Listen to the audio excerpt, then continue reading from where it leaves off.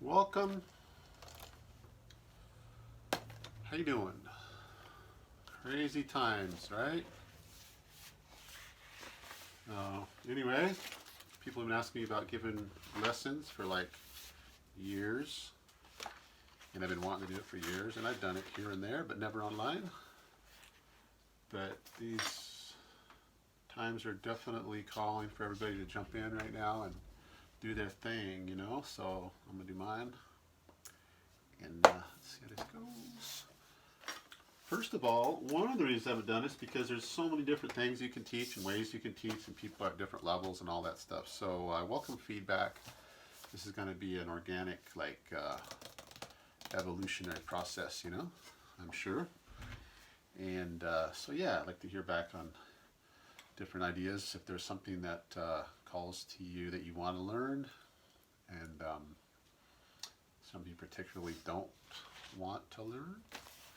Because some people just want to play around and finger paint, other people want to learn some specific skills. So I'm going to try to hit a sweet spot here.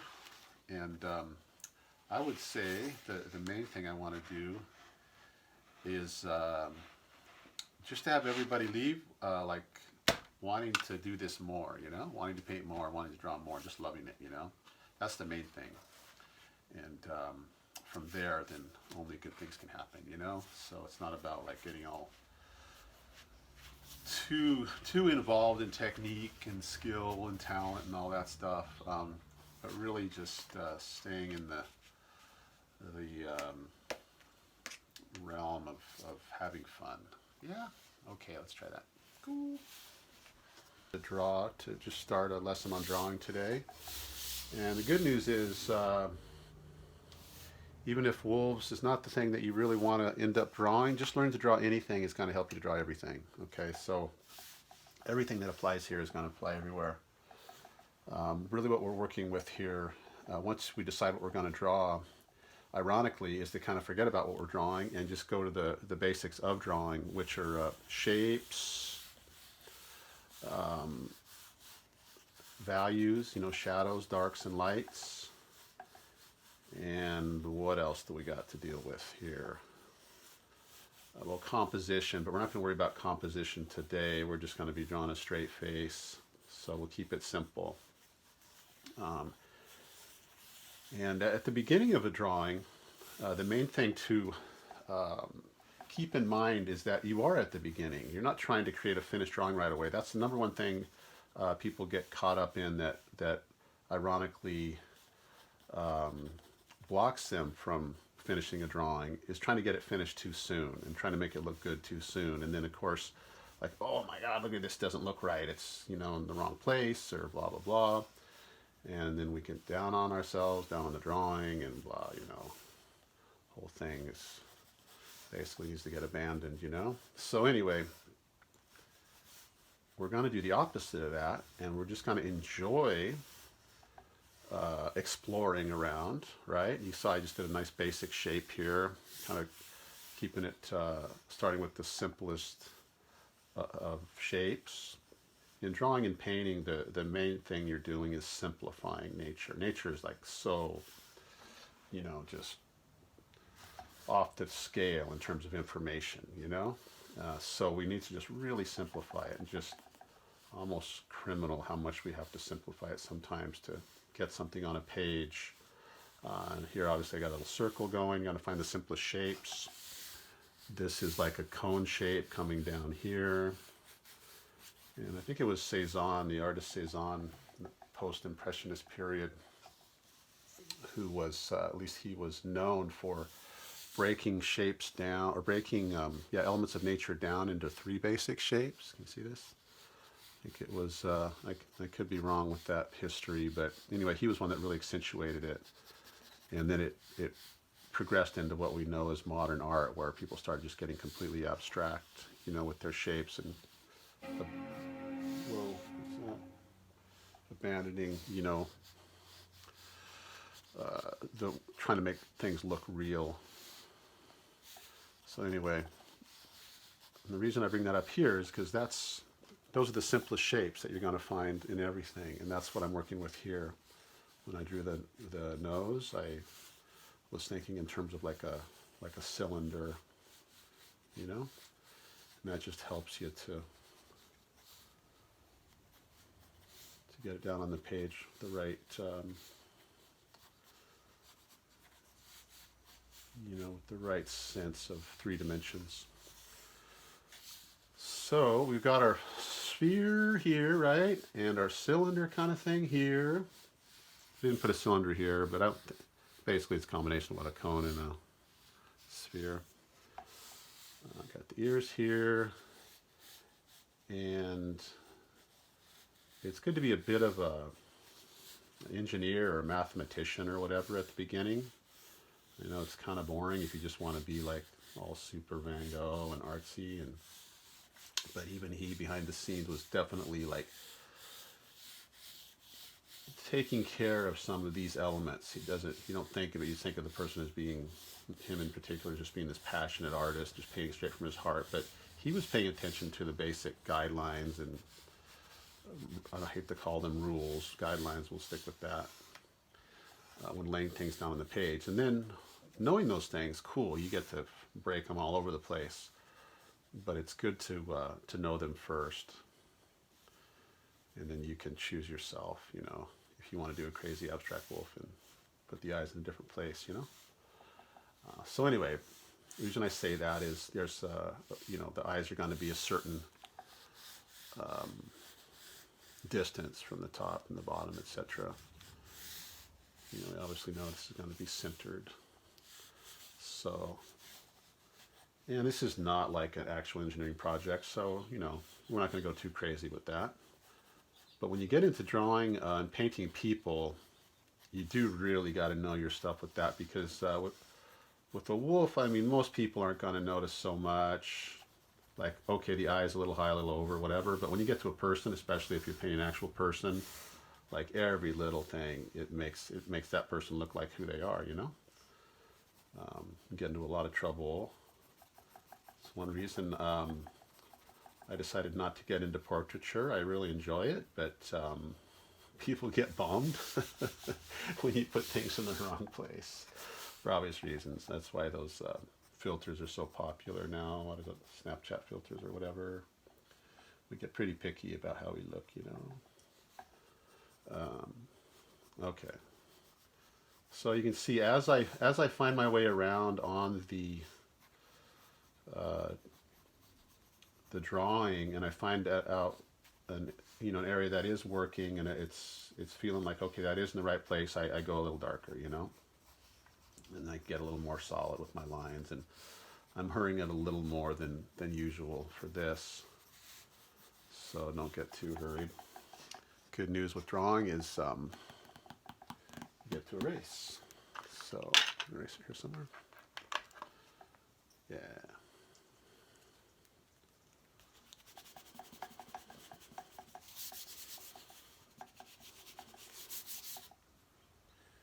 Yeah, and again, this is all exploration. Never get too attached to anything, no matter how cool it looks, as you may want to change it, you know? And I like to smudge around with my fingers a lot. I do this with my paintings as well.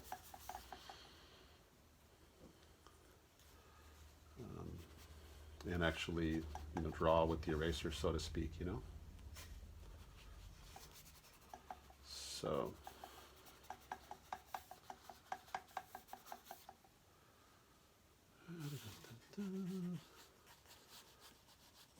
So again, this would apply to anything you're drawing. You're drawing flowers or bananas or your dog or whatever. You're going to explore around, find the elements that are the most important. To me, eyes are always, if it's a portrait of any kind, animal or person, the eyes are the most important thing, at least to me. I really want the person to look into the eyes, the viewer, to the eyes of the animal or the subject, and feel something, And so I spend more time on the eyes, and it shows, right? And that brings up an important point.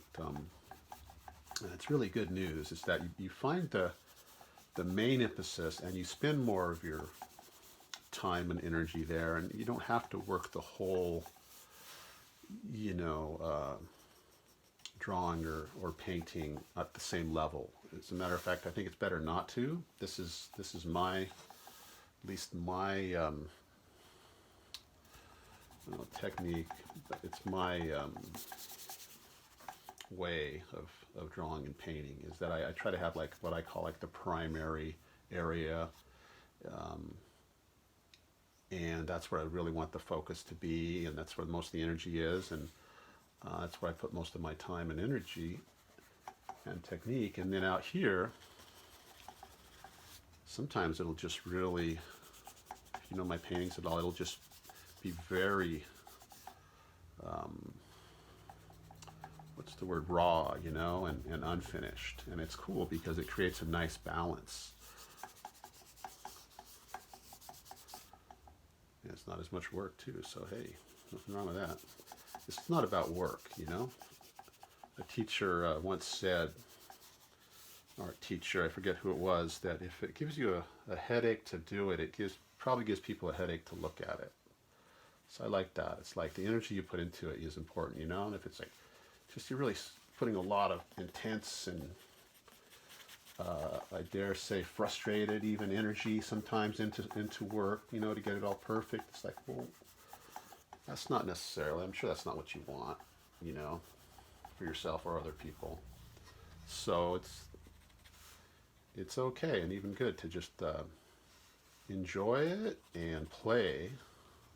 For me, that's the most helpful thing. I can be a perfectionist, and what helps me is just to get more playful and less concerned with how perfect it looks, and just how I feel doing it is the most important thing. Like I feel happy doing this, you know. It's like, this is so fun, this is so cool, you know. And then that comes across, and it also has the advantage of making me want to do it more, which is a good thing, you know, and not quit. So, that being said, it's not about being careless, right? It's like, okay, this is fun, but I do want this nose to look realistic. And so I'm going to go in there, and obviously it's the darkest. So, going to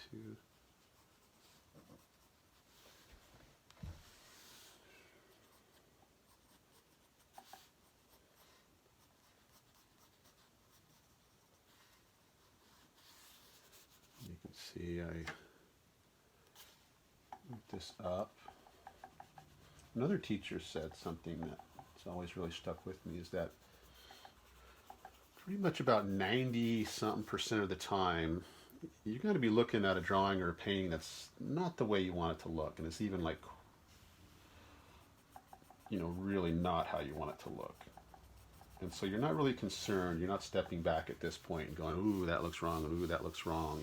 You're seeing ahead and like, okay, what is it becoming, you know? And seeing what's right and letting the rest go until such time as you get to the point where you can change it or need to change it, right? So that's really important. The kind of the psychology of it, right? Where you're just staying positive about it, and or even hopeful. Like, it's gonna come out, you know? Just stay with it.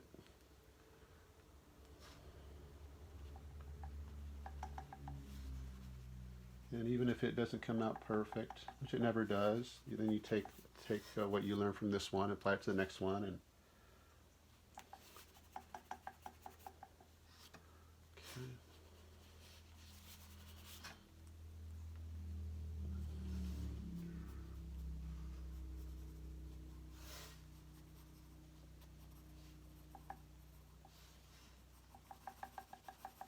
I haven't done these lessons online before, so it's hard to know whether I'm talking too much or not enough. So just, I guess, give me some feedback. Not too much feedback. Give me some good feedback. Don't give me any bad feedback. I'm sensitive. Okay.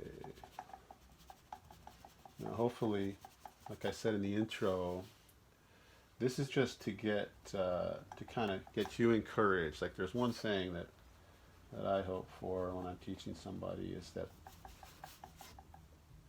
that I'm encouraging them. They're feeling encouraged to just do this, you know, on their own, in their own way, ultimately, even if they do it. Not to get somebody drawing and painting like me. I always really didn't like teachers like that. To me, it was like they're discouraging a lot of people that weren't at their level or wanted to do something different or whatever. Like, and to me, that's not a good thing. It's like just everybody's going to draw and paint differently, so might as well just get that out of the way right at the start. And but in our culture, unfortunately, a lot of people have been discouraged from doing art. Because that early on, they weren't encouraged or even just downright discouraged. Which is, it's not cool, you know? Like, I think it's something that, like, every child is an artist, you know? You don't have to be a good artist. It's not good or bad, it's just, you get to do it. It's like dancing, you know? You get to dance. You get to do art. And,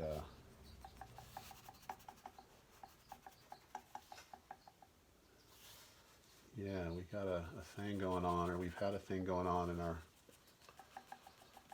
culture, lack of culture really, about that's for certain specific people or something. And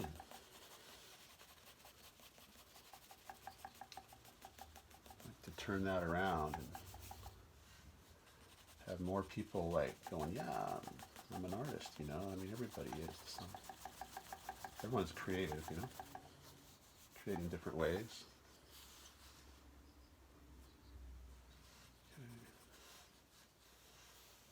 How's this looking?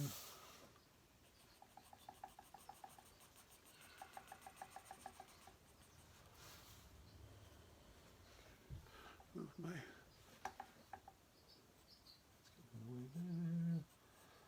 Pretty soon I'm going to turn this off and just probably draw it a little bit more and come back. Not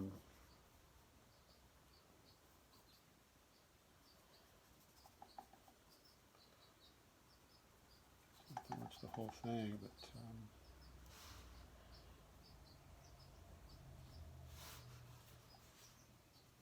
you're getting an idea here. See, what can I tell you? Just the same as before. Exploring as I get something in the right, as I know it's in the right place, and I just darken the areas I know are right. And again, like I said, the eye is the most important thing. So I keep coming back. If I finish another area more, I'll come back to the eye and try to keep advancing it as well.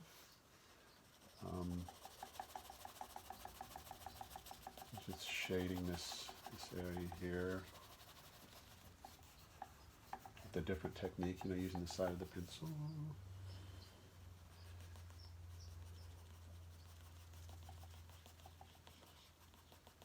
There's always some specific problems you have to solve depending on what you're drawing or painting. In this case, one of the specifics is we're doing fur, right? Which you wouldn't be doing on a person. So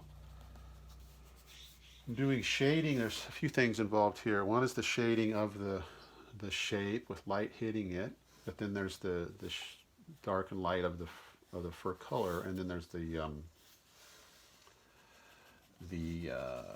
effect, or the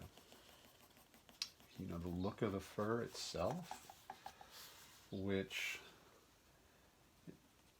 it kind of doesn't take as much as you would think if you've not drawn or painted fur. When you first start, usually, I know I did, you think you got to do or it's quite common to think you got to do every little whisker and every little hair, and that's really not the case. You, the person's looking at it, their mind fills in the blanks if you get it, basically right. And you get, little areas here and there. Again, like I said with the eye, you want the areas that you want to be the most prominent, that you spend some time there and get more detailed, but then don't have to worry about it so much elsewhere. Notice I'm kind of giving this guy or girl a human eye, which the pupil's a little bit bigger, and so I'm going to shrink it down a little bit. Okay.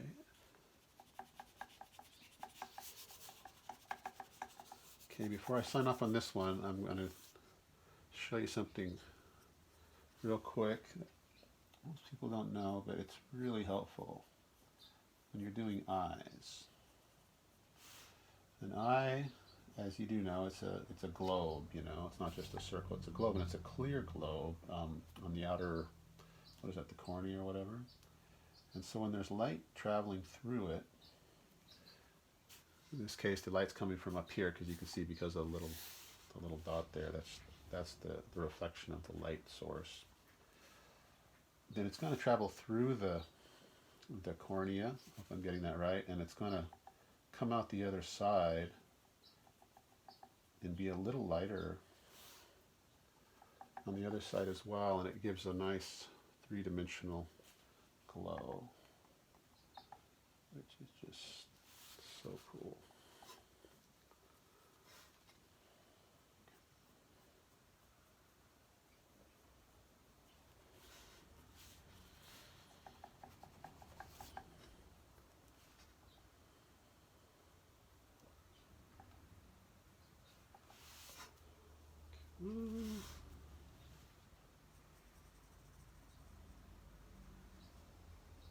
Wolf eyes are so awesome, right?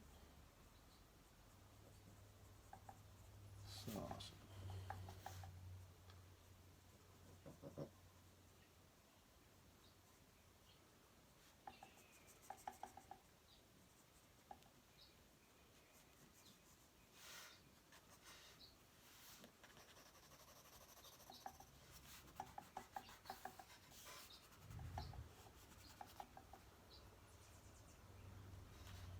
Heard something yesterday I saw online, a wolf, someone was saying, I totally agree, is the most misunderstood and persecuted animal in the animal kingdom. It's just crazy how the wolves have got a bad rap and vilified, and I really hope that changes, because they're just so amazing, such amazing creatures, and they're also symbolic of some aspect of ourselves that we're needing to recognize and honor, to get too psychological about it or whatever, but there's something going on there.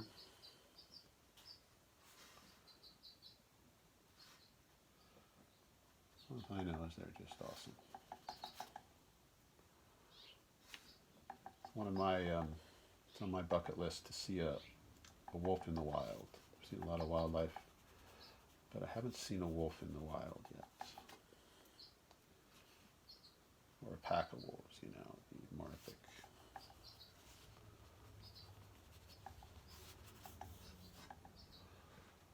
Okay. Come over here and get this. Going back to the engineering thing again and getting this on the right level.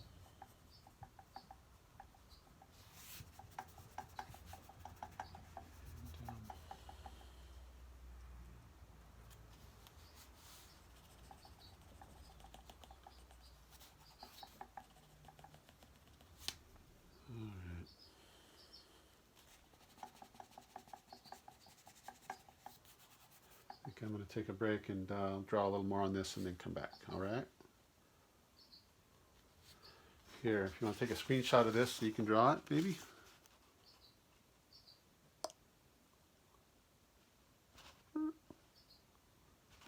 Okay, see you soon.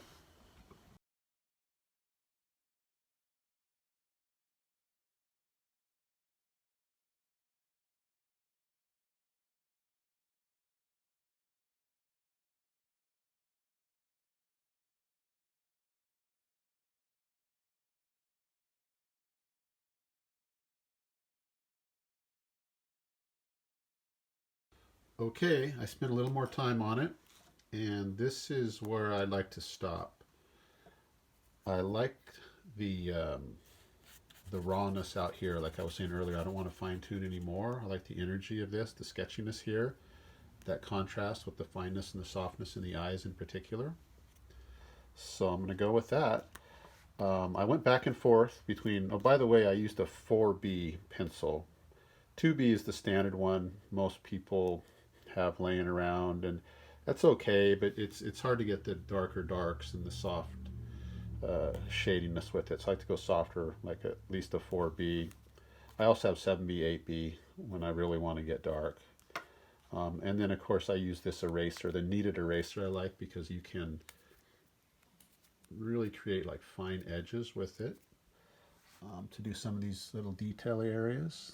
And so I drew, quote unquote, drew with the eraser quite a bit on this, as you can see. It works out really well to go back and forth between the eraser and the pencil.